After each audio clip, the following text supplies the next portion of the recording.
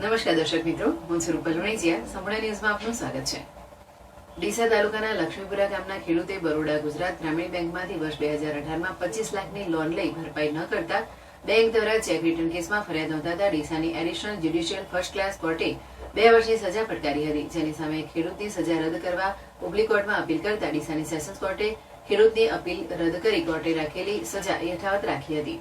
આ અંગેની વિગત એવી છે કે ડીસા તાલુકાના લક્ષ્મીપુરા ગામના ખેડૂત કપૂરજી હીરાજી જાટે વર્ષ 2018માં કોલ્ડ સ્ટોરેજમાં બટાકા મૂકી તેની સામે દેના ગુજરાત ગ્રામીણ બેંક હાલ બેંક ઓફ બરોડામાંથી રૂપિયા 25 લાખની પ્લેઝ લોન લીધી હતી.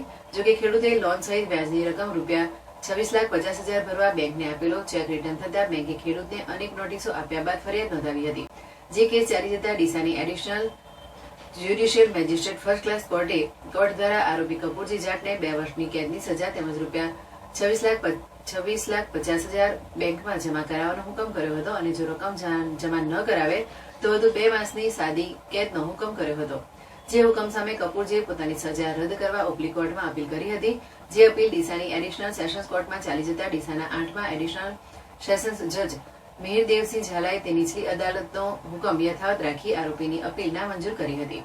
કોર્ટે આરોપીને અપીલ સમય દરમિયાન આપેલા જામીન પણ રદ કરી દીધા હતા. આ ઉપરાંત આરોપી ચુકાદાના દિવસે કોર્ટમાં પણ હાજર ન રહેતા હતા તેમજ છેલ્લા 15 દિવસથી ફોન ઉઠાવતા નથી તેઓ આરોપીના વકીલે કોર્ટમાં જણાવ્યું હતું, જેથી તેઓને ફટકારેલી સજા ભોગવવા જ્યુડિશિયલ કસ્ટડીમાં લેવા આવશ્યક હોવાથી કોર્ટે તેઓના વિરુદ્ધ પકડ વોરંટ ઇસ્યુ કરવાનો પણ આદેશ કર્યો હતો.